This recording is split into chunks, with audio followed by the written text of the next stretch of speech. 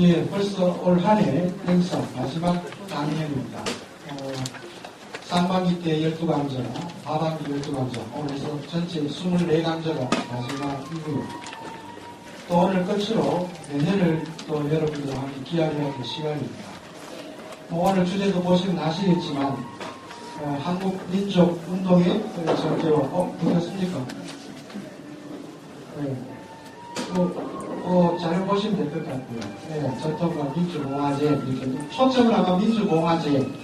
여러분들 지금 알고 계시는 대한민국 전통성이죠. 그죠? 지금도 현재 헌법 제1조에 대한민국은 민주공화국이다 이렇게 되어 있죠. 그죠? 공화국입니다. 그 공화국이 임시정부의 민주공화제라고 하는 곳에서 지금까지 그 전통성을 가지고 쭉 이어오고 있는 과정입니다.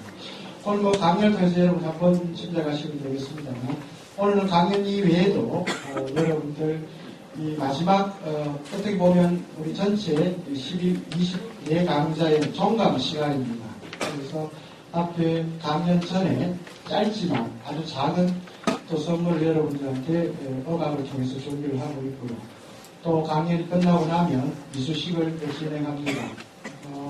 20강좌 이상을 수강하신 여러분들에게 오늘도 이수식이 주어지고요. 작년보다는 한 2배 정도 대구 시민들이 20강 이상 참석을 하셨습니다. 아주 놀라운 일들이 계속 벌어지고 있습니다.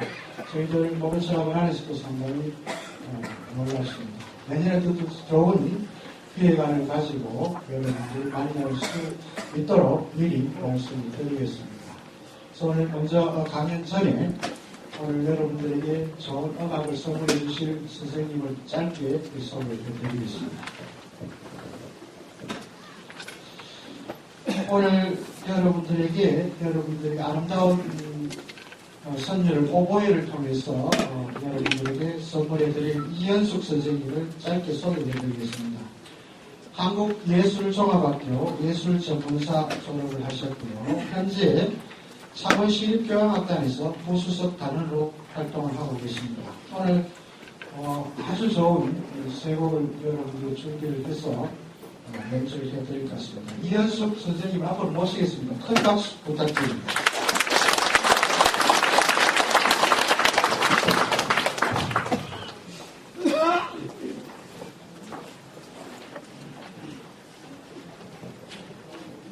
안녕하십니까. 오늘 연주할 곡은 세 곡을 준비했는데요. 먼저 첫 번째 곡은 하울의 움직이는 섬이라고 영화 OST 중에 하나인 인생의 회전목마입니다.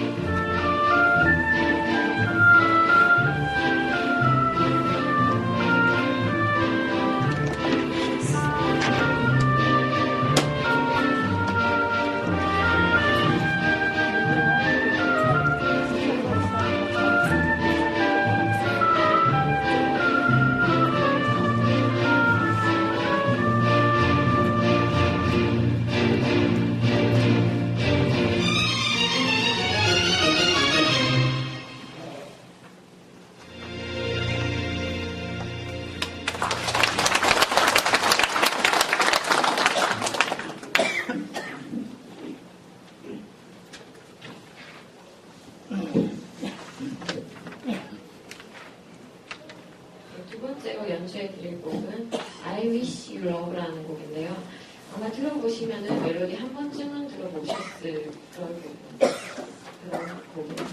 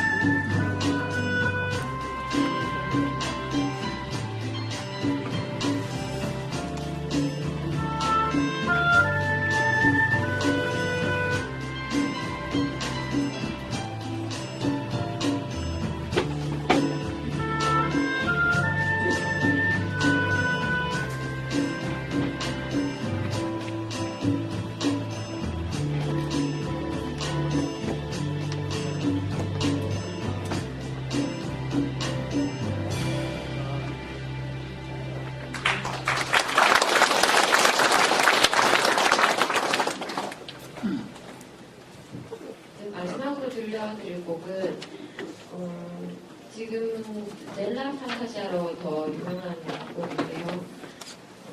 영화 미션에 나오는 가브리엘 소곡을 들려드리겠습니다.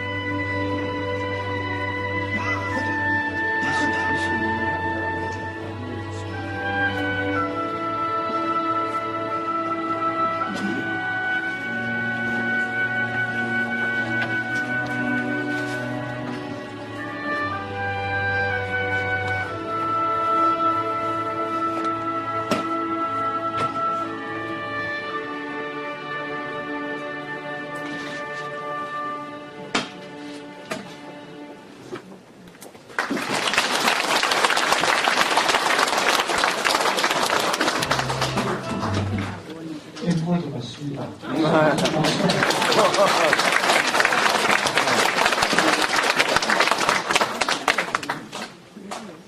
저 큰 박수가 필요하겠는데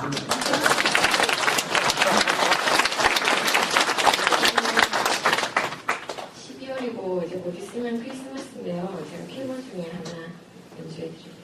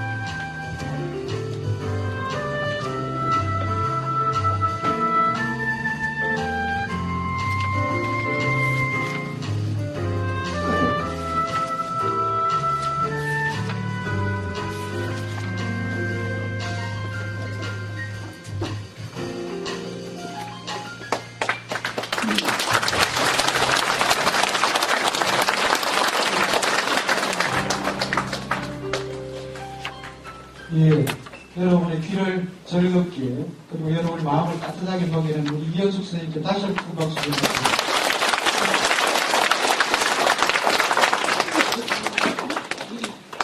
자, 오늘 중요한 우리 후보이죠.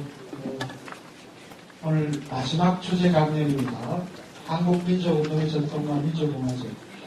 여러분들은 지금 어떤 공화국에 살고 계십니까? 민주공화국이죠, 그죠? 민주공화국입니다. 그런데 자랑스러워해야 될 개념입니다. 한번 오늘 강연을 통해서 한번 들어보십시오. 69년 전에, 우리의 선배들은 임시정부라고 하는 국가가 없던 그 황량한 곳에서 민주공화제라고 하는 표현이 있었고요. 전 의회에서는 이것을 민주공화국이었었고 지금 우리가 그 정통성을 가지고 살아갑니다.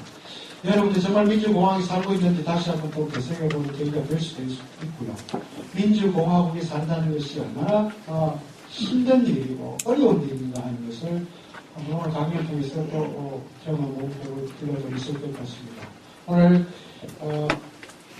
마지막 강연을 위해서 서울에서 내려와 주신 오늘 박찬성 교수님을 짧게 소개해드리겠습니다.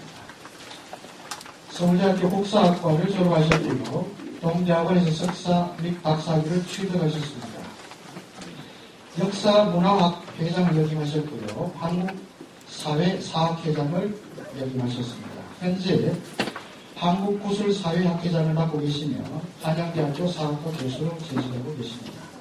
저서로는 한국근대정치사상사 연구, 마을로 간 한국전쟁, 대한민국은 민주공화국이다 등 다수가 있습니다. 박찬성 교수님을 앞으로 모시겠습니다. 큰 박수 부탁드립니다.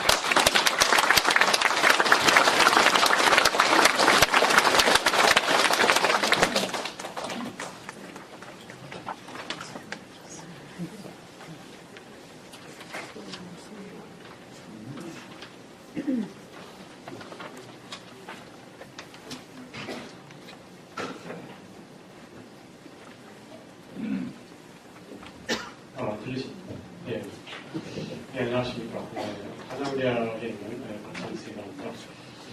저는 한국 근현대사를 현재 전공하고 있습니다. 오늘 제가 말씀드릴 주제가 보시다시피 한국민족운동의 전통과 민주문화재라는 것이고요. 지금 아주 좋은 그런 새롭고 감미로운 그런 음악을 감상하시는데요. 저도 아까 연주하신 음악 가운데 가브리엘스 오버라는 음악을 참 좋아합니다. 그래서 여기 와서 그거를 들을 줄 몰랐습니다. 정말 감사하게 생각하고요. 제가 한 달 전쯤에 중국에 학술회의가 있어서 다녀온 적이 있습니다. 중국의 상해에서 학술회의가 있었는데요. 상해에 이제 유명한 대학에서 학술회의를 개최해서 거기 가서 3박 4일인가 이렇게 묵고 왔습니다. 그런데 학교에서 운영하는 아주 훌륭한 호텔이 있고 거기서 저희가 숙박을 했습니다. 중국은 대학에서 호텔을 운영할 수 있게 되어 있거든요. 그래서 별다른 불편은 없었습니다만은 딱 하나 붙어 있었다면 인터넷이 제대로 안 된다는 것이었습니다. 요즘 젊은사들뿐만 아니라 저희 세대들도 이제 거의 인터넷에 의존하다시피 이렇게 하고 있는데 인터넷이 제대로 되지 않는 그런 상황이었고요. 또 예를 들면 CNN이라든가 미국의 뉴스 방송이나 이런 것도 볼 수가 없었습니다. 그리고 이제 학술회의를 할 때도 그야말로 우리 한국에서 하는 학자들과 중국에서 하는 학자들이 같이 하는데 그야말로 뭐라고 할까요? 한국에서 하는 학자들은 또 일본에서 하는 학자들도 있었습니다. 그냥 학문적인 이야기를 하는데 중국의 학자들의 경우는 대단히 정치적인 이야기를 하는 것이었습니다. 그리고 모든 그 학술회의나 또 학술이 끝나고 저녁에 회식을 할 때 모임은 거의 대부분 당에서 나오신 학교에서 근무하는 당에서 나오신 분이 실질적으로 주관을 하는 것이었습니다. 이렇게 알고 있는 바이지만 아직까지 여전히 이제 제가 중국에 이렇게 학술회의를 하러 다닌 지가 벌써 거의 15년, 20년 이렇게 되는 걸 알았습니다만 여전히 그런 분위기는 같습니다. 왜냐하면 중국은 중화민주주의 인민공화국이기 때문입니다. 제가 또 2007년도인가요? 북한 학자들과 학술회의를 평양에서 하기로 그때만 왔다 갔다 많이 할 때니까 그래서 평양에 간 적이 있었는데 그래서 며칠 평양에 묵은 적이 있었습니다. 그때도 역시 마찬가지로 북한의 학자들 또 저희가 안내해준 안내원들 이런 사람들하고 이제 한 일주일 정도 같이 이렇게 지내게 되었는데요. 그때도 역시 느낀 것은 답답한 이런 것이었습니다. 그리고 모든 그런 행사나 자리를 주관하는 사람은 역시 거기도 당과 관련이 있는 그런 사람들이었습니다. 아시다시피 북한도 조선민주주의 인민공화국입니다. 그래서 저는 그때 마지막 날 이제 저보다 나이가 한 몇 살쯤 아래인 북한 학자하고 며칠 동안 같이 이렇게 이야기도 하고 발표도 하고 이렇게 했기 때문에 많이 친해져서 마지막 날 제 옆자리에 앉아 있었는데 제가 여기서 사주간 조그마한 선물 하나 이렇게 주면서 이제 작별 인사를 했습니다. 그런데 사람 눈물이 글썽글썽 해가지고 참 정말 저도 마음이 참 안 좋았습니다. 그때 이제 제가 생각하기에 나는 남쪽에서 태어난 게 정말 얼마나 다행스러운 일인가. 해방 이후에 이제 태어났으니까 남쪽에서 태어난 게 얼마나 다행스러운 일인가 하는 그런 생각을 정말 많이 했습니다. 아까 말씀하신 것처럼 사회자 말씀하신 것처럼 인민공화국이 아니라 민주공화국에서 태어난 게 정말 얼마나 다행스러운 일인가. 정말 그때 하나님께 감사하고 싶어졌습니다. 하여튼 인민공화국과 민주공화국 차이가 정말 실제로 살아가는데 차이가 대단히 크고 어떻게 보면 정말 그게 대단히 중요한 차이라고 생각할 수가 있습니다. 하지만 우리는 민주공화국에 살고 있지만 사실 평소에는 그런 거 별로 의식하지 못합니다. 공기나 물이 우리한테 이렇게 크게 중요하다는 생각을 못하는 것과 마찬가지로 우리가 민주공화국에 살고 있다 하는 것도 사실은 그게 너무나 당연한 것처럼 이렇게 생각을 할 수도 있습니다. 그러나 중국이나 일본에 가보면 그게 얼마나 정말 중요한가 하는 것을 깨닫게 된다는 것이지요. 그래서 제가 우리나라 대한민국 헌법 제1조에 나오는 대한민국 민주공화국이다 나오는 그 딱 한 문장 이것을 가지고 시간으로 말씀을 드려볼까 하는 것입니다. 어떻게 해서 대한민국이라는 나라가 민주공화국이 되었는가 하는 것을 생각해보자 하는 것이고 또 그 민주공화국이라는 것이 구체적으로 어떤 나라인가 또 1948년에 대한민국을 만들 때 그걸 만든 사람들은 어떤 생각을 가지고 대한민국을 만들었을까 또 어떤 대한민국을 만들고 싶었을까 이런 문제들에 대해서 좀 말씀을 드리도록 합니다. 자, 방금 말씀드린 것처럼 우리나라 현행헌법도 제1조가 두 개로 되어 있는데 1항이 대한민국 민주공화국이다. 2항이 대한민국의 주권은 국민에게 있고 모든 권력은 국민으로부터 나온다. 이렇게 되어 있습니다. 여기서 보시면 이제 대한민국 민주공화국 이건 너무 당연하다고 생각하시겠죠. 헌법학자들의 말에 의하면 이 조항은 대한민국이 존속하는 한 고칠 수가 없다고 합니다. 왜냐하면 이것이 대한민국의 정체성이기 때문에 이것을 고치면 딴 나라가 되버린다는 거죠. 그렇기 때문에 이거는 고칠 수 없다. 다른 헌법의 다른 조항을 다 고쳐도 이 조항만 못 고친다. 라고 하는 게 헌법학자들의 이야기였습니다. 대한민국의 주권은 국민에게 있다는 것은 주권 제민의 사상이겠죠. 이게 바로 이제 민주공화국의 아주 핵심적인 내용이라고 할 것입니다. 그러면 다른 나라도 다 그렇게 헌법 1조에 우리나라는 민주공화국이라고 쓰고 있는 걸 한번 살펴보도록 하겠습니다.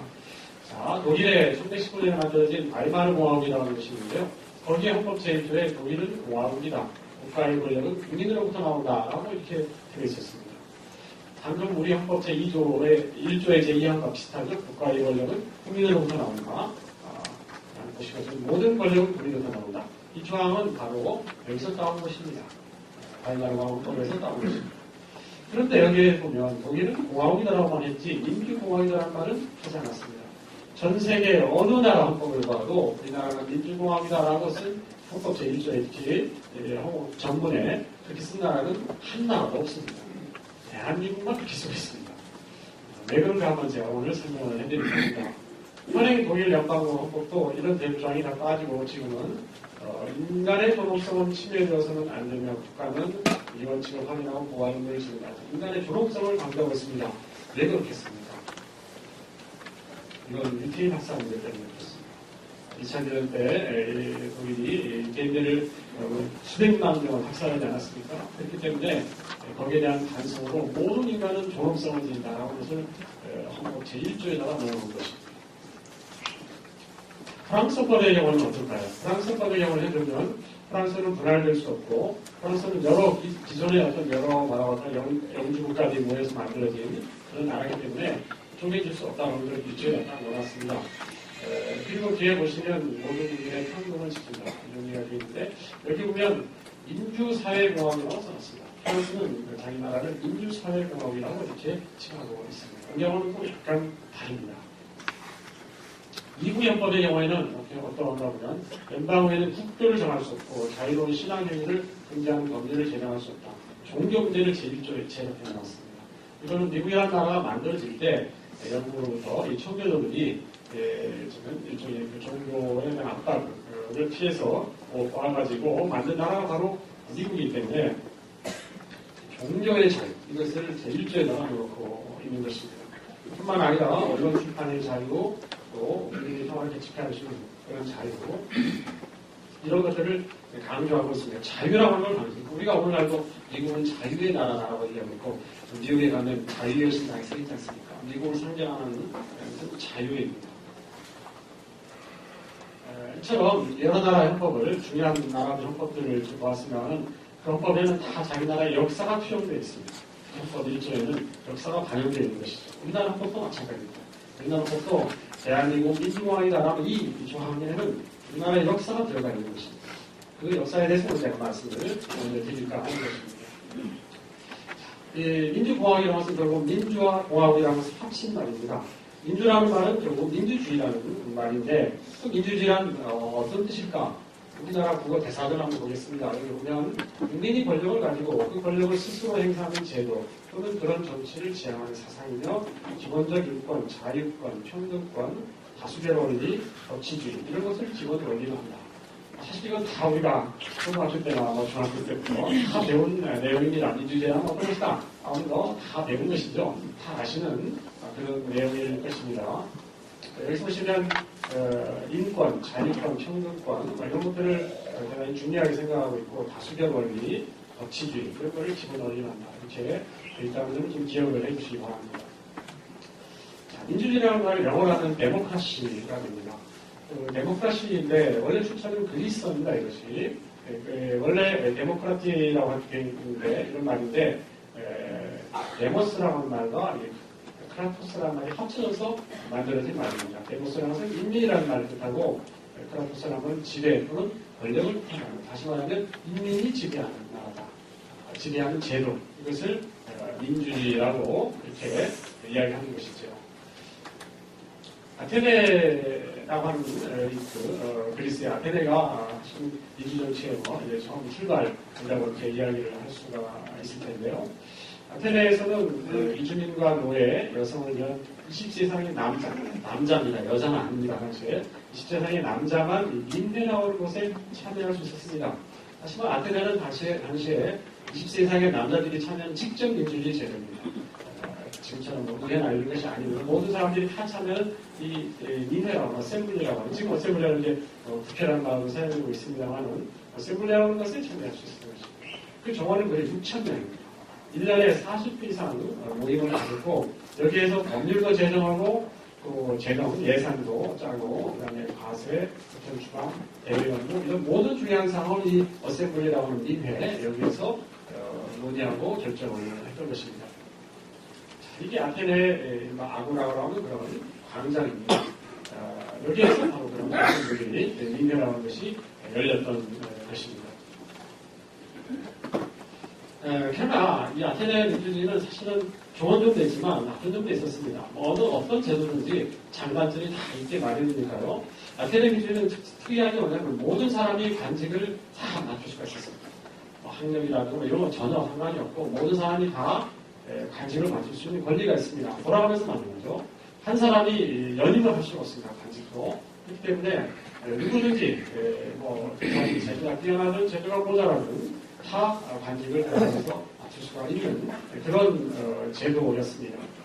그렇게 되다 보니까 이게 좀 괜찮은 사람이 주요 관직을 맡아서 운영할 때는 뭔가 좀 잘 돌아가겠지만, 또 그렇지 않은 사람이 맡았을 때는 그렇게 잘 안 되는 경우도 있고, 또 사람들에게 한 욕심이 있기 때문에 욕심 있는 사람들이 자기 욕심대로 뭔가 일을 하는 그런 경우도 당연히 있었을 것입니다. 그렇기 때문에 당시 이 아테네 이 플라톤이 볼 때는 자기가 민주주의 좋은 게 아니다 라는 생각을 했던 것입니다. 그래서 이 국가라든가 하는 그런 책에서 아테네 민주정책에 대해서 비판을 하고 있습니다. 플라톤은 뭐라고 이야기하면 민주주의란 원래 모든 사람을 동등하게 대우하고 자신이 좋아하는 말을 자유롭게 하는 것을 보장하는 사회다, 이렇게 이야기했는데, 그러나 각 개인은 자신에게 적합한 일을 살아서 자신의 역할을 수행해야 된다. 자기 개인적인 성격이라든가 개성이라든가 능력이라든가 이런 거에 맞는 일을 찾아서 하게 해줘야 되는데 다 똑같이 모든 관직을 돌아가면서 맡게 한다든가 이런 것은 바람직하지 않다라고 생각하는 것입니다. 실제 사람마다 다 이제 개성이 다르지 않습니까? 지금도 예를 들면 군인의 체질이 맞는 사람이 있고 학자의 체질이 맞는 사람이 있고 정치가의 체질이 맞는 사람이 있지 않습니까? 지금 그런 걸 무시하고 당신은 다 똑같이 돌아가면서 하는 식으로 그렇게 했기 때문에 그것을 플라톤은 비판한 것입니다. 그래서 플라톤의 생각은 현명한 정치라고 하는 것은 현명한 사람, 현인이 해야 된다. 이렇게 이제 생각을 했던 것입니다. 그래서 이 아테네 민주주의가 상당히 많은 비판을 받았고 결국 그리스가 이제 망한 뒤에는 아테네 민주주의 역사는 이제 그냥 잊혀지게 됩니다. 그러나 잊혀졌던 그 아테네 민주주의가 이제 18세기에 다시 등장하게 되는데 그것은 16세기에 등장한 이른바 자유주의라고 하는 것 때문이었습니다. 자유주의라는 것은 뭐냐? 한마디로 개인의 자유를 강조하는 사상입니다. 지금은 다 우리가 정말 자유롭습니다. 그렇지 않습니까? 누가 내 개인의 어떤 행동, 생각, 말 이런 거를 제기하는 사람이 없잖아요. 그렇기 때문에 정말 우리는 아까 제가 말씀드린 이 민주공화국에서는 정말 자유롭습니다. 이 자유가 참 중요하고 특히 아까 미국 같은 경우는 진짜 총리를 소지할 자유가 있지 않습니까? 그런 자유까지 다 인정하는 게 이제 현대 사회라고 할 수 있는데 이 자유, 개인의 자유를 강조하는 사도가 바로 이 자유가 16, 17세기경에 등장을 했다는 것입니다. 자유주의 철학적 전제는 뭐냐? 모든 인간은 누구나 다 예외 없이 생명과 자유, 안전, 행복을 추구할 권리가 있다는 것입니다. 대단히 중요한 거죠. 생명, 안전, 자유, 행복 이런 것들은 정말 우리가 세상을 살아가는데 가장 중요한 것들입니다. 이것을 누가 침해한다고 하면 국민은 당연히 거기에 반발하게 되겠죠. 이것을 다 기본권이라고 얘기할 수 있는데 따라서 국가는 이 기본권을 침해해서는 안 되며 다른 사람들에서 있을 수 있는 기본권 침해로부터 개인을 보호해야 됩니다. 국가가 이걸 합니다. 사실 우리가 지금 예를 들면 국가에 세금을 내고 이런 군대도 가고 이런 나름대로의 그 의무를 다하는 그 이유는 뭐겠습니까? 국가가 우리를 지켜주기 때문이라고 이렇게 생각하기 때문에 그렇게 하고 있다 이렇게 생각할 수 있겠죠. 그런데 이제 그런 자유를 지키기 위해서 국가라는 게 있어야 되는데 그럼 그 국가의 시스템, 정치 시스템은 어떻게 만들어야 할 것인가 하는 게 이제 문제가 되기 시작했던 것입니다. 당시에 이제 로크와 몽테스키에라고 하는 이런 유명한 이제 철학자들이 여기에 대한 안들을 내기 시작했습니다. 로크 같은 경우에는 인민주권, 국민이 주권을 가져야 합니다. 우리는 지금 인민 대신 국민이라는 말을 쓰다가 영어로는 피플입니다. 피플이 주권을 가져옵니다. 그리고 국가 내의 권력이 분립되죠. 우리가 지금 삼권 분립 이런 말을 많이 씁니다. 지금 예를 들면 입법, 행정, 사법 이것이 다 삼권이 나눠져 있지 않습니까? 그런 이제 권력의 분립을 이야기했는데 로크는 당시에 행정권과 입법권의 분리를 이야기했습니다. 그래서 당시까지는 아직 사법권의 분리까지는 이야기하지 않았습니다. 그리고 당시에는 아직 그 군주가 있으니까 입헌군주제 헌법을 만들어서 군주의 권한을 제한해야 된다. 이런 이야기를 하고 있는 것이고 지금 우리가 예를 들면 입헌군주제가 아직도 있는 영국 같은 경우에 여왕은 있지만은 여왕이 실제로 통신하지 않는 것이잖아요. 그런다. 그것을 입헌군주제라고 얘기하는 것이겠습니다. 그리고 의회가 있어야 된다. 또 다수결제도 이런 것이 있어야 된다. 이렇게 이제 이런 것들을 제시한 사람이 바로 로크라고 하는 사람입니다. 그러니까 어떻게 보면 지금 오늘날 우리가 시행을 하고 있는 이 민주주의의 가장 핵심적인 원리들을 만들어내는 사람은 존 로크라고 하는 사람인 것입니다. 그런데 그 뒤에 몽테스키에는 좀 더 한 번 더 나아가서 이 권력의 분립 문제를 삼권 분립이라는 것으로 더 발전을 시켰습니다. 그러니까 지금 예를 들면 사법부가 떨어져 나와 있지 않습니까? 로크는 그렇게까지는 이야기하지 않았다는 거죠. 그런데 사법부, 재판을 하는 이것이 행정이나 입법으로부터 독립돼서 해야 된다라고 하는 그런 생각을 한 사람이 바로 몽테스키에라는 사람입니다. 제가 며칠 전에 프랑스 파리에 갔다 나와서 어느 교회 갔더니 거기에 몽테스키의 그 묘지가 거기 있더라고요. 그래서 참 감명을 깊었는데 이 몽테스키라는 사람이 우리 한국에도 아주 커다란 영향을 미치게 됩니다. 왜 그런가 말씀을 드리겠습니다. 그 사람이 로크고 이 사람이 몽테스키입니다. 이제 자유주의자들은 이제 2000년대 민주주의를 다시 이제 불러내게 됩니다. 그러나 과거의 그리스 같은 조그마한 어떤 도시국가에서는 한 6, 7명 모여서 모든 사람들이 다 모여가지고 이렇게 중요한 문제를 논의할 수 있지만 근대 국가라고 하는 것은 뭐 인구가 적어도 수천만 이렇게 되지 않습니까? 이렇게 되는 상황에서 사람들이 20세 이상의 남자들 다 모여라 이렇게 가지고 논의를 할 수 있겠습니까? 불가능한 일이죠. 그렇기 때문에 여기에서 이제 대표를 뽑아서 이제 논의하는 이른바 대의민주주의 제도라고 하는 것을 만들게 되는 것입니다.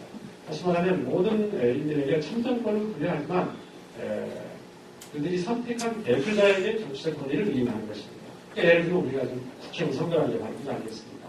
국회의원들 뽑아서 국회의원들이 국회 가서 법도 만들고 또 우리가 내야 될 세금도 정하고 이렇게 하도록 하는 것입니다. 그게 바로 대의민주주의라고 이렇게 이야기할 수 있습니다.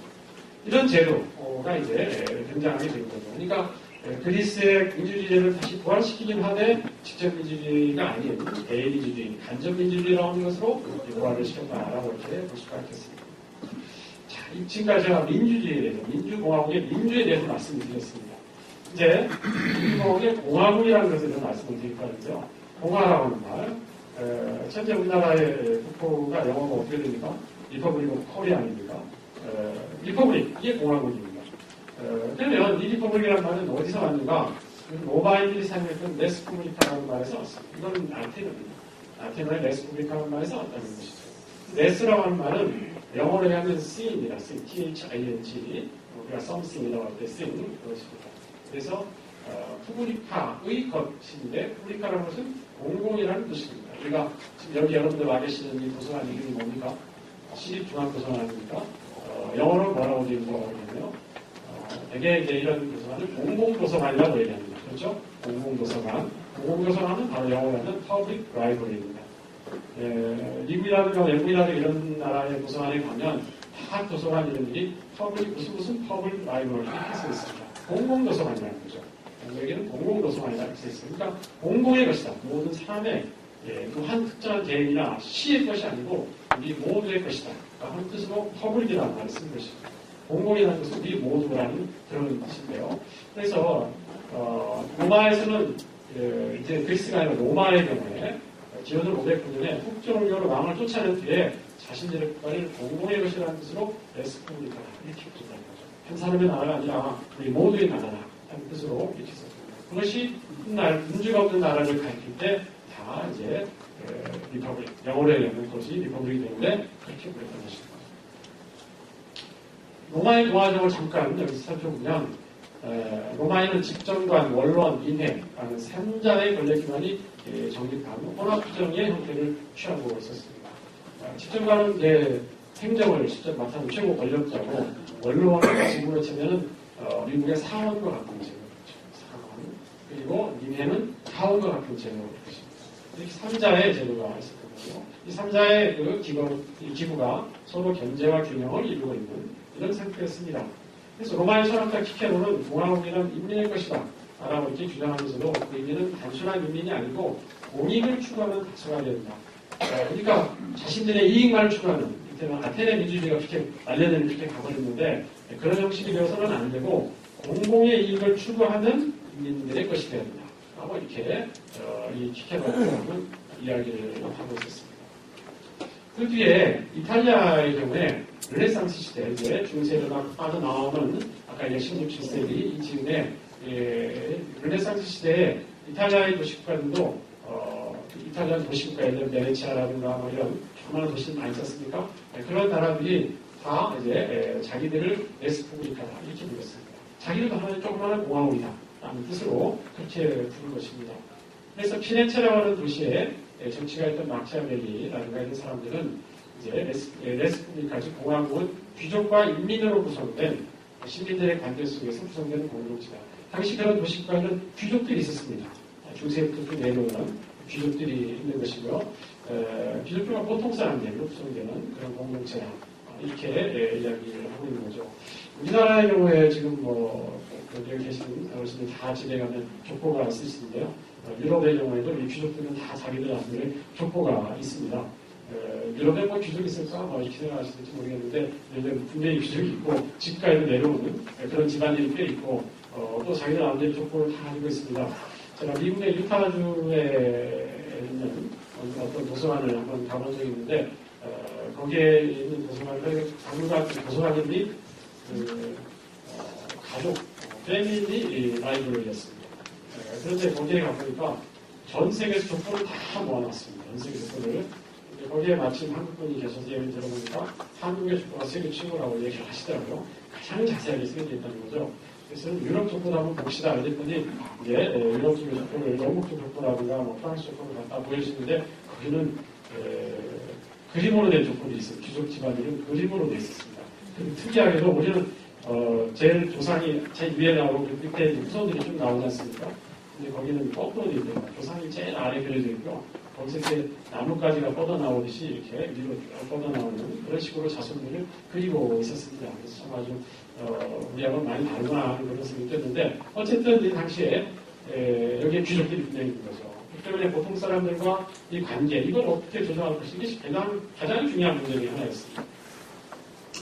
그런데 공학은 1인 지배체제가 아니라 시민들의 집단 재배 지배체제이기 때문에 이들 간의 세력관계 이것을 어떻게 할 것이냐 하는 게 문제였는데 귀족들이 힘이 세면 그거는 귀족공화국이 되고 보통 인민들의 힘이 세면 민주공화국이 된다. 이렇게 마키아벨리라는 사람이 이야기를 하고 있습니다. 그래서 어쨌든 이 귀족과 보통 사람들, 인민과의 관계를 원만하게 끌고 가는 게 가장 중요하다라는 그런 이야기를 하고 있습니다.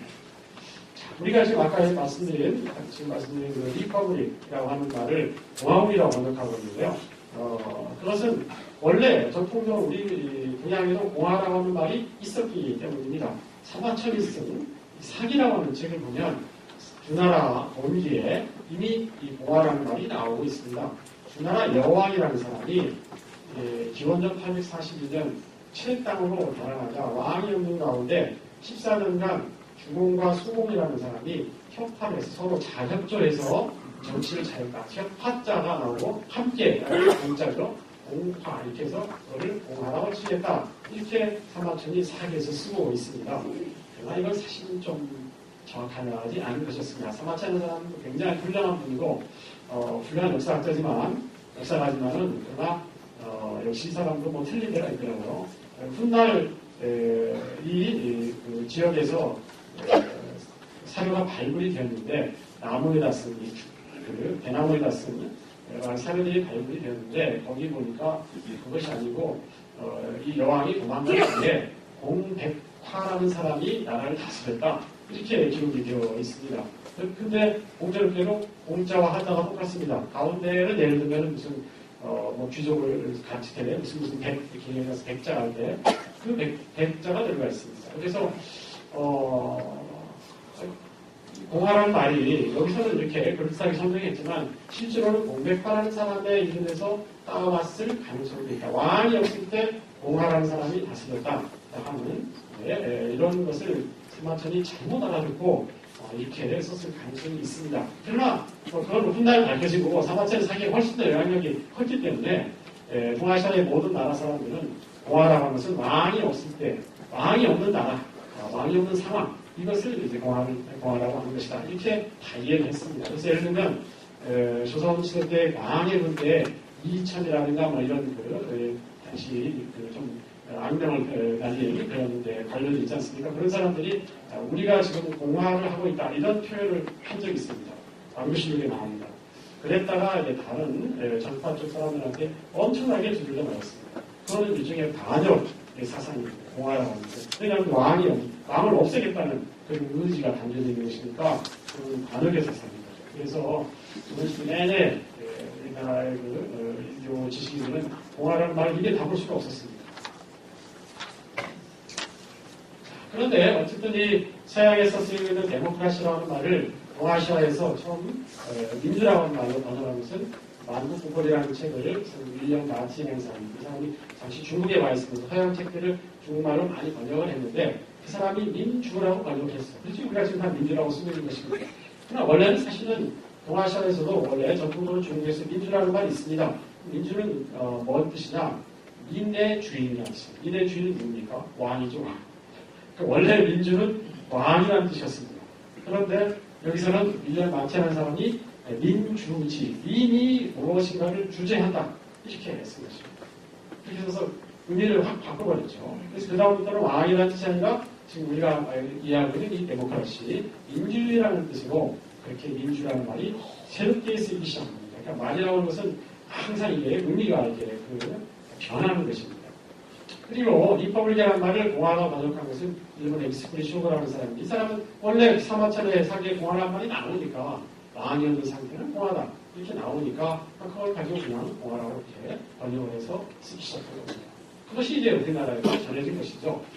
우리나라는 1860년대 지금부터 서양의 정치 사상, 정치 체제가 소개되기 시작했고 1880년대에 갑신정변이라든가 이런 것을 일으켰던 개혁파라는 사람들이 있는데 이 사람들이 서양의 정치 사상을 배우면서 우리나라에서도 인민의 기본권을 보장하고 새로운 정치 체계를 도입할 필요가 있다. 이렇게 생각한 것입니다.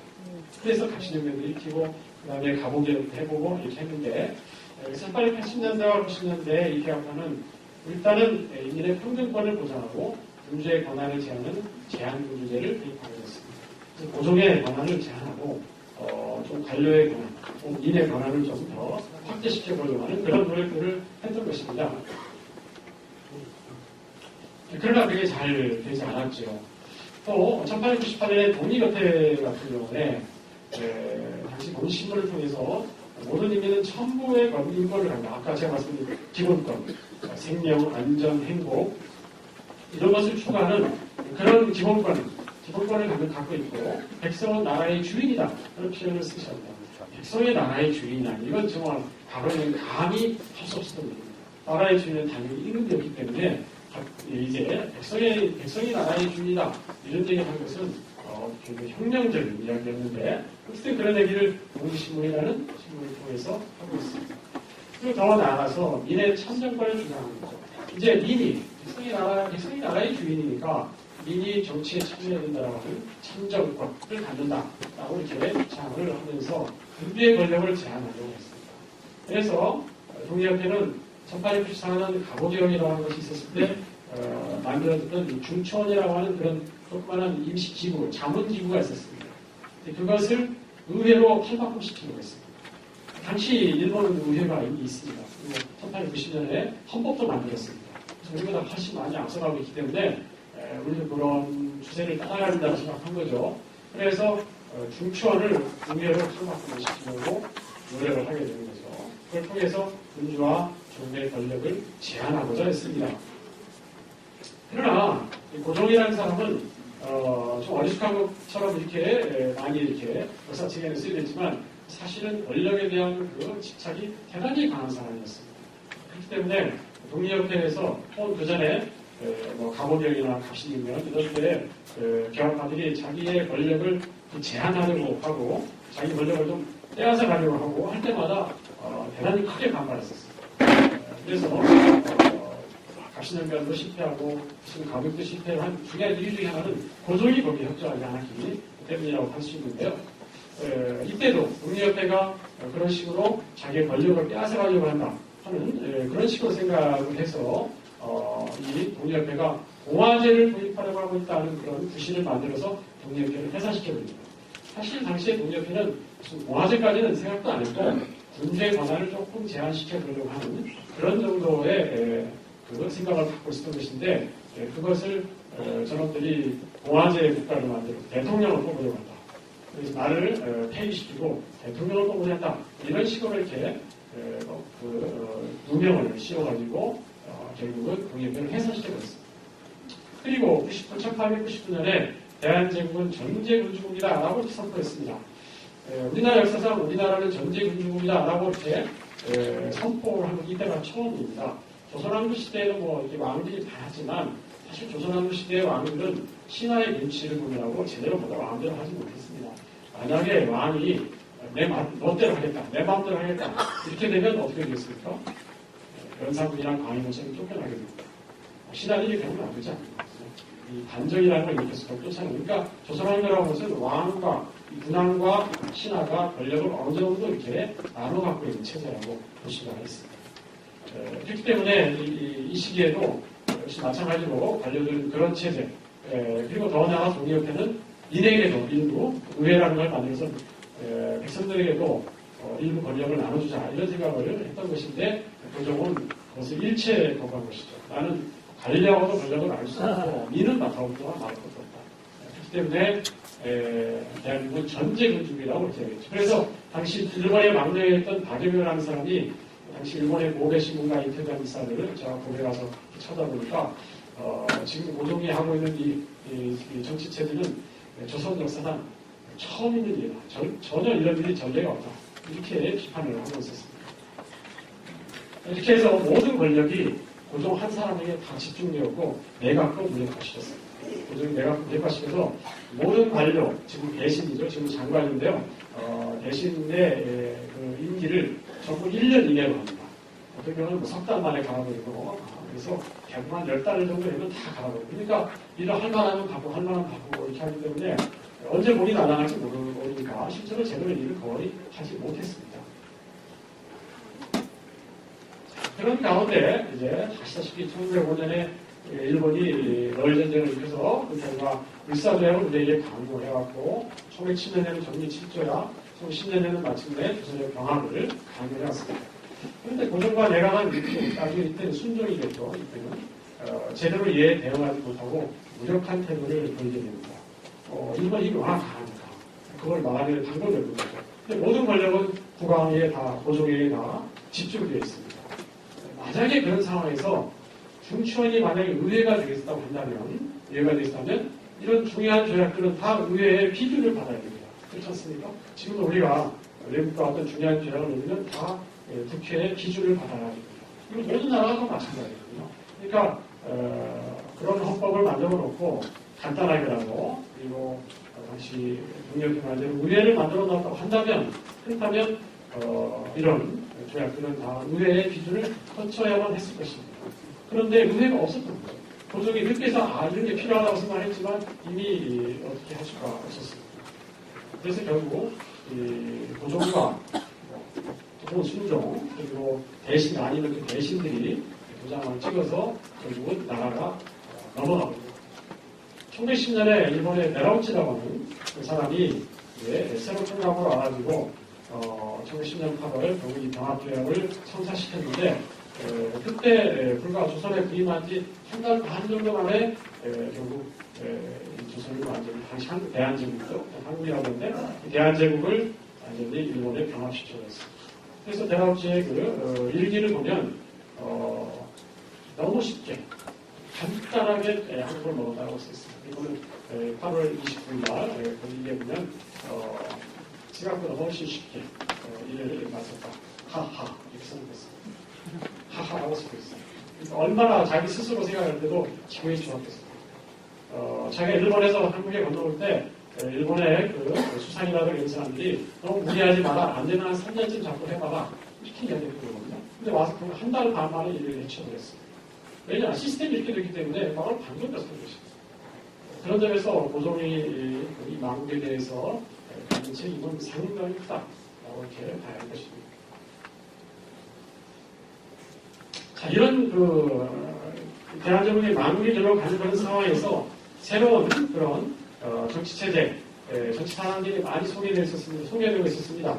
그래서 당시에 몽테스키에 앞서 본 몽테스키에 같은 사람이 정치체제에는 서양의 정치체제는 공화제, 입헌군주제, 전제 이 세 가지가 있다. 이렇게 소개를 하고 공화제라는 것은 지금 미국식의 대통령제, 입헌군주제는 영국식, 전제군주제는 주로 이제 중국이라든가 이런 동양 쪽의 나라들 이런 세 가지 정체가 있다 이렇게 설명을 하고 있고 또 이 공화제 안에도 앞서 말씀드린 것처럼 귀족의 중심에는 귀족공화제와 인민 중심에는 민주공화제가 있다. 이렇게 두 가지를 소개하고 있습니다. 당시에 이런 학설을 한국의 학자들이 이제 그대로 받아가지고 정체는 크게 두 가지가 있으니 군주정체와 공화정체이고 군주정체는 다시 전제군주제와 인헌군주제가 있고 공화정체는 귀족공화제와 민주공화제가 있다. 이렇게 이야기하고 있습니다. 그래서 민주공화제가 가장 앞선 제도이지만 이것은 문명이 상당히 발달된 뒤에나 가능하다. 이렇게 이야기하고 있죠. 왜냐하면은, 이게 사실 민주공화제라는 게 투표를 해야 하고, 또, 뭐 이런 것이기 때문에 사람들이 정치의식이 상당히 높아야만 된다는 것입니다. 근데 교육 수준이 낮으면 정치의식도 낮을 수밖에 없고 그렇게 되면 이런 민주공화제라는 것을 제대로 할 수가 없다. 아테네식의 민주주의, 잘못된 민주주의가 될 수도 있다. 이렇게 생각을 하는 겁니다. 또 당시 대한자강에는 일부 단체에서는 1905년 이후에 입헌군주제를 도입하려는 시도가 있었습니다. 고종이 제대로 못하니까 입헌군주제를 통해서 헌법을 만들고 의회를 만들고 이렇게 하려고 한 것이죠. 자기들이 헌정연구회 이런 단체들이 자기들이 정당이 되겠다 이렇게 선언도 하게 됐습니다. 그러나 이미 1905년 이래 아까 말씀드린 일사조약에 의해서 일본의 국권에 상당 부분이 넘어가 버린 상태이기 때문에 이런 제도를 도입할 수는 없었던 것입니다. 그런 가운데 1907년에 비밀결사로 만들어진 신민회라는 단체가 있었는데 신민회 회원들 가운데 일부가 우리가 앞으로 공화제를 해야 되지 않을까 하는 그런 의견들을 내놓고 있습니다. 또 당시 내일신보나 이주에서 발간되는 공익신보 같은 경우에 국민국가론, 국민주권론 이런 것들이 등장하고 있습니다. 그래서 이제 점차 이 공화제 쪽으로 이렇게 생각을 바꿔나가기 시작하는 거죠. 그러니까 정말 아쉬운 것은 아까도 말씀드렸지만 만약에 고종이 동역회나 이런 쪽으로 타협을 해서 의회를 만들었다고 하면 아마 지금까지 조선왕조가 있을 수 있습니다. 입헌군주제로 가는 거죠. 입헌군주제로 와서 군주는 그대로 있고 헌법을 만들고 군주는 존재하지만 군림은 하지만 통치는 하지 않는다. 영국식으로 이렇게 할 수가 있습니다. 영국이 지금 그렇게 된 거 아닙니까? 영국은 13세기에 이미 타협을 봐가지고 그런 식으로 입헌군주제를 현재까지 내려온 것인데 프랑스는 타협이 아니었습니다. 프랑스는 다 아시다시피 프랑스 혁명이라는 게 왜 있었습니까? 처음에는 프랑스 혁명을 일으킨 사람들도 군주하고 타협을 하려고 했습니다. 타협 안 하는 내용이 뭐냐? 영국식으로 하자는 것이었습니다. 입헌군주제로 하자는 거죠. 그런데 당시에 국왕이 그걸 거절한 것입니다. 다른 데 권력을 나눠주지 못한다. 거절하니까 그럼 너 죽어야겠다. 이렇게 주장했었죠. 그리고는 군주제를 완전히 폐지하고 그리고 공화제로 간 것입니다. 프랑스의 경우에는. 근데 우리 고종의 경우에는 역시 마찬가지로 그런 권력을 나누는 것을 근데 더욱 함으로써 조선왕을 신뢰하고 한국이라는 나라도 만들어야 했다는 것입니다. 그러니까 이 권력에 대한 어떤 집착, 고종의 권력에 대한 집착 이런 것이 어떤 결과를 가져왔나 하는 것을 생각해 볼 수가 있는 것입니다. 1910년 나란 뒤에 이제 국회에서 먼저 임시정부를 만들려는 그런 움직임들이 나타나기 시작했습니다. 그래서 미국에서 발행되는 신한민보라고 신문이 있습니다. 교포들이 내는 신문인데요. 여기에서 먼저 제 나라가 망했으니까 임시정부를 세우자고 이렇게 주장을 하고 있습니다. 또 박영만이라는 분은 당시에 대한민국 국민회라는 단체를 기반해서 유형국가, 이것도 사실은 그러니까 형체가 없는 국가죠. 이름만 있는 어떤 임시정부와 같은 그런 것을 만들자고 제안을 하고 있습니다. 자, 그런 가운데 뜻밖에도 중국에서 1911년에 중국에서 신해혁명이라는 게 일어났습니다. 청나라가 무너진 것입니다. 손문을 중심으로 하는 이 혁명파가 결국은 청나라를 무너뜨린 거죠. 이건 정말 아시아에서는 아주 쇼킹한 일이었습니다. 당시 한국에 있던 많은 사람들이 야, 중국에서 혁명이 일어났다. 도대체 무슨 일일까? 그래가지고 이제 그 혁명을 구경하는 사람도 많았고요. 일부러 직접 혁명에 참여하는 사람들도 많았습니다. 엄청난 변화였던 거죠.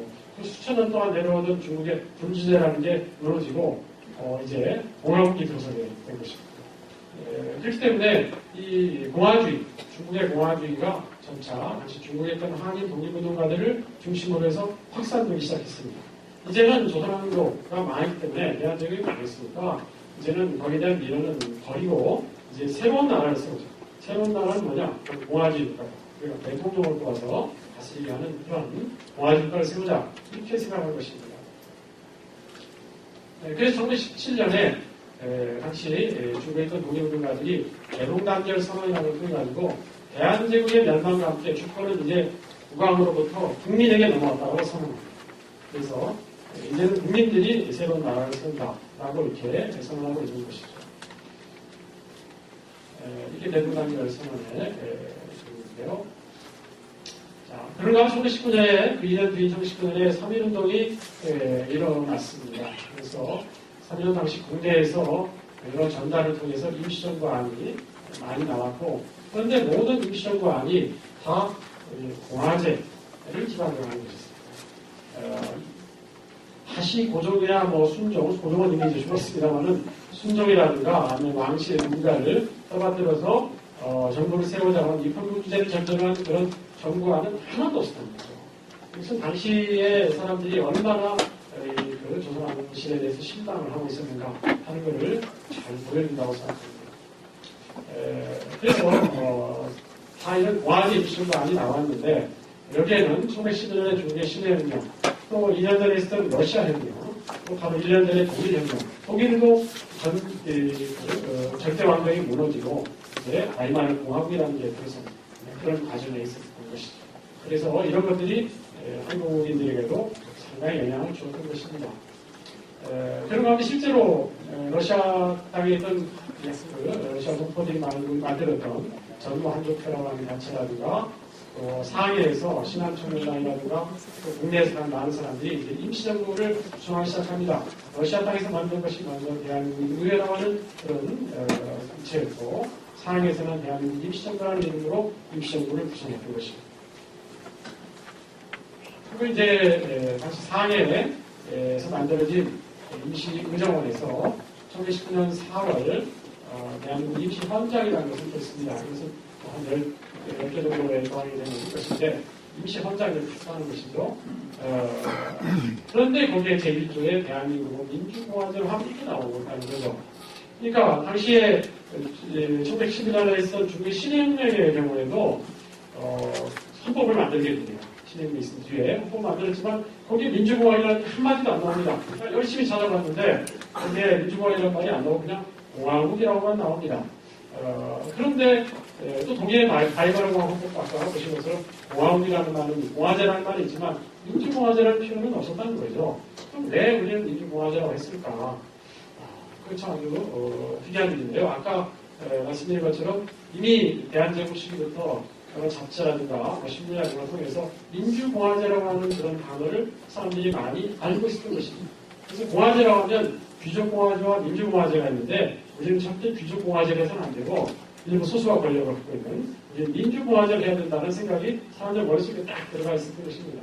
그렇기 때문에 새로 임시정부를 만들 때 우리 어떤 나라 만들 거냐? 당연히 민주공화제 거다. 이렇게 생각하고 이 조항을 제1조에 넣었던 것입니다.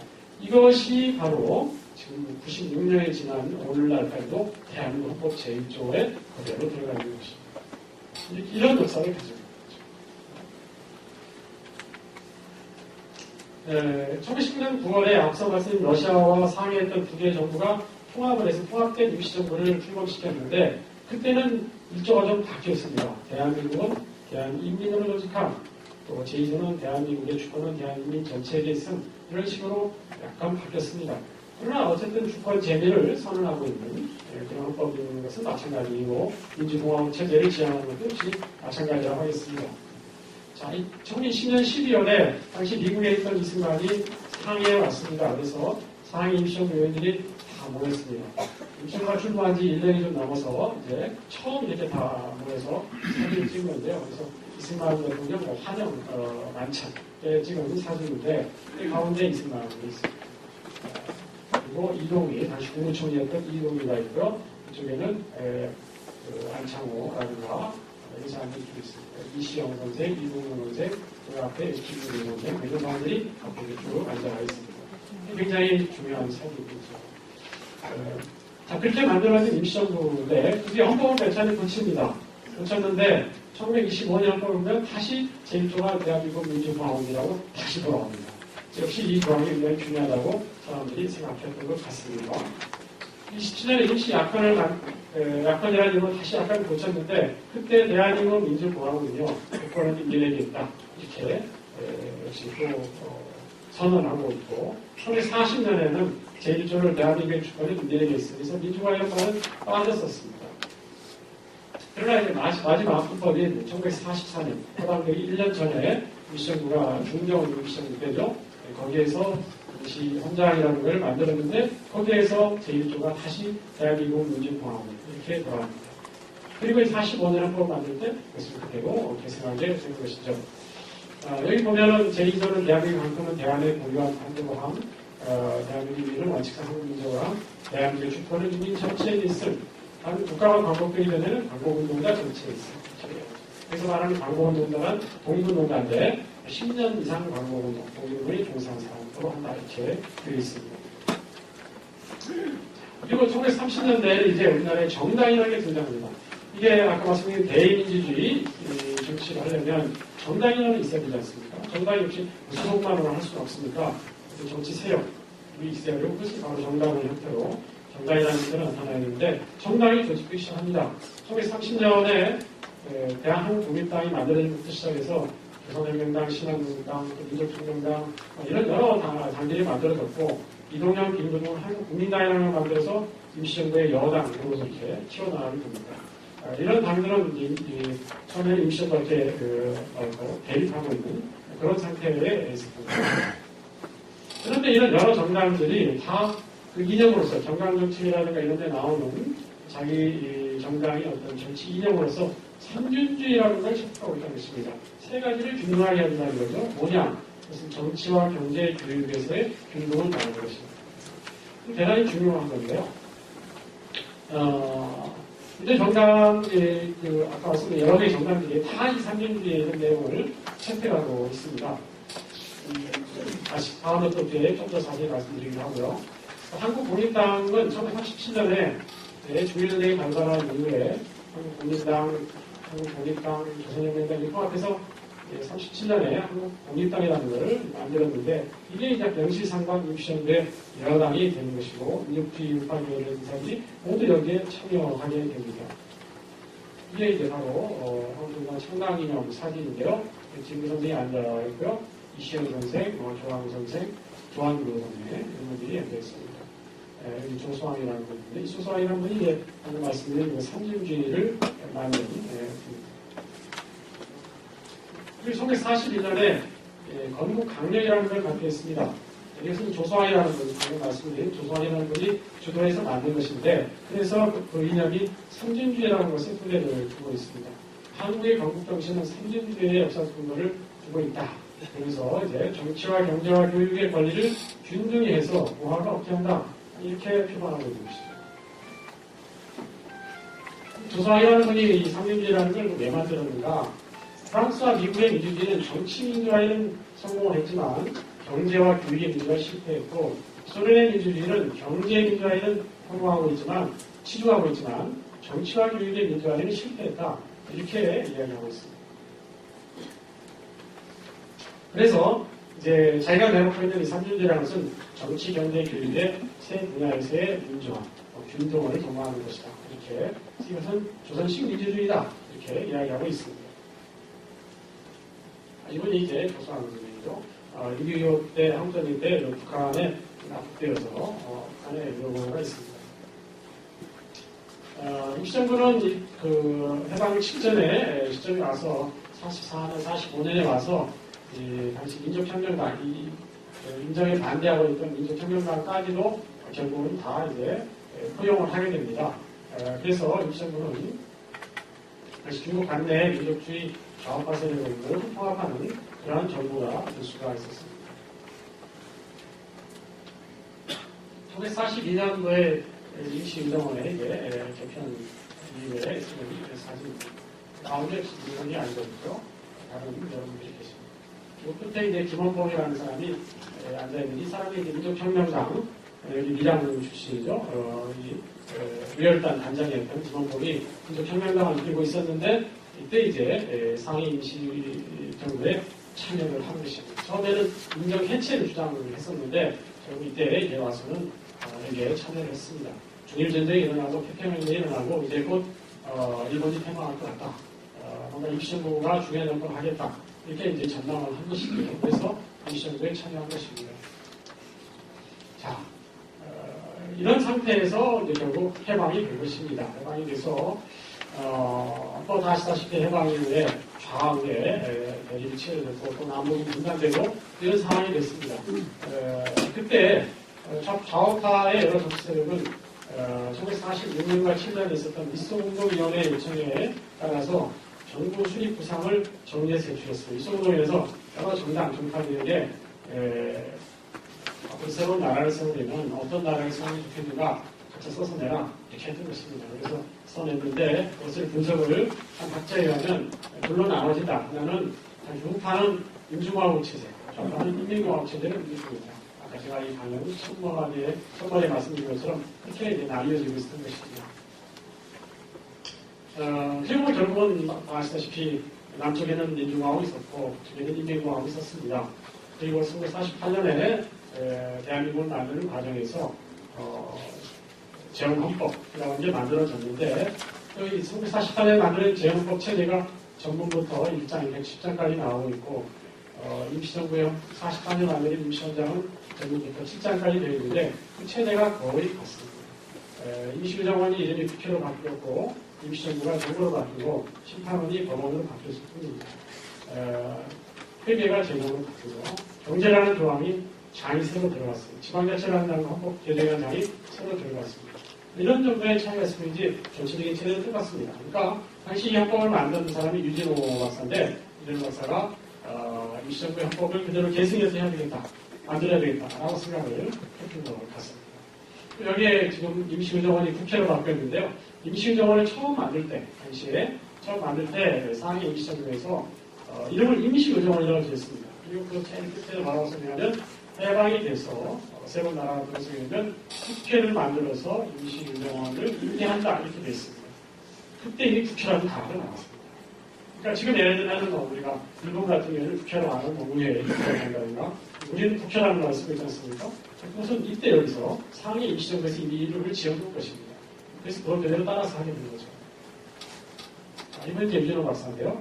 이번이 남전 회고록을 보면 헌법 제1조에 대한민국은 민주공화국이다라고 이렇게 썼는데 그 이유는 대한민국은 인민공화국이 아니다라는 뜻이다. 이렇게 설명하고 있습니다.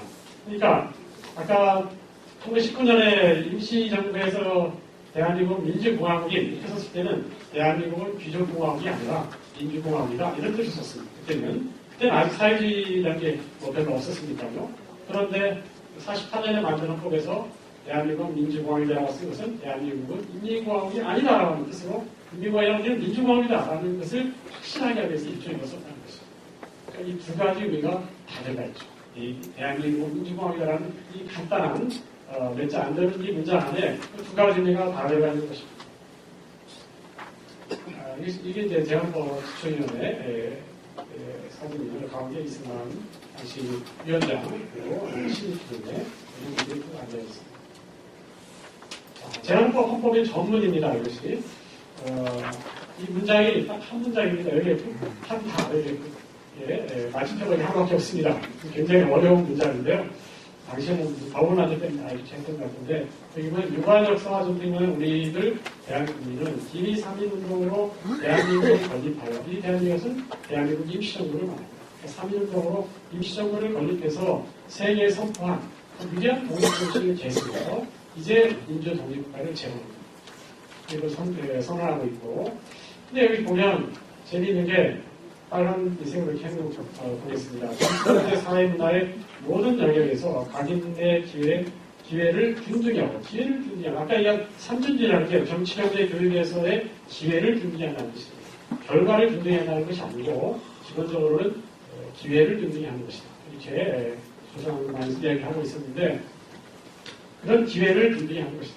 이렇게 얘기하고 있고 또 그러나 이제 뒤에 보게 되면 국민 생활의 균등한 향상을 기하고 균등이 두 번이나 나옵니다. 이 헌법 전문 전체에서 두 번 나오는 단어는 이 뭐 민주라든가 균등 이런 정도밖에 없습니다. 다른 단어는 두 번 나오는 단어가 거의 없습니다. 민주 독립과 민주주의 이거 외에 거의 없는 균등. 그런데 균등이라는 단어가 두 번이나 나옵니다. 이것은 아까 말씀드린 그 임시정부에서의 삼준주의 이것이 굉장히 큰 영향을 그대로 미친 것입니다. 그래서 재헌법을 만드는 과정에서 재헌국회에서 논의를 막 할 때 이제 어떤 그 재헌원이 질문을 했습니다. 당시 기초위원들한테 임시정부의 삼준주의가 제대로 계승되었는가 이렇게 했더니 기초위원 중에 한 분이 대답하기를 뭐라고 하냐면 어찌 삼준주의뿐이었으니까 우리는 만민균등주의로 헌법을 만들었습니다. 이렇게 이야기하고 있습니다. 그래서 여기다 정치경제 사회 교육만이 아니라 정치경제 사회 문화라고 이렇게 쓰지 않았습니까? 그래서 모든 분야에서의 균등 이것을 강조하고 있다는 것입니다. 왜 이렇게 여기 균등을 강조했을까? 이런 생각을 했던 거죠. 당시를 많은 사람들은 조선왕조 시대가 너무나 불균등한 사회였다는 것입니다. 양반들이 모든 권력과 또 부와 이런 것들이 다 독점하고 있고 시민차별이 너무 심했고 그렇기 때문에 이제 그런 사회를 만들어서는 안 됩니다. 그런 사회를 만들었기 때문에 결국은 나라가 기울었다고 생각을 했던 거죠. 그래서 어느 정도 이게 다 사람들이 똑같이 안 산다 하더라도 비교적 모르게 사는 사회. 이걸 균등사회라고 해서 얘기했는데 그런 사회를 만들어야 사회가 건전하고 발전할 수 있다. 이렇게 생각을 한 것입니다. 그래서 균등이라는 걸 대단히 강조하고 있는 거고요. 전체 정의대훈련 전문에서는 민족주의, 민주주의, 균등주의, 국제평화주의 이런 걸 표방하고 있고 독립, 민주, 자유, 균등 이 단어들이 2번씩 나옵니다. 특별한 의미가 있는 거죠. 특별히 정의를 해보면 이제 제 여러분들 생각은 독립된 민주국가를 세우고 자유롭고 균등한 사회를 만들자.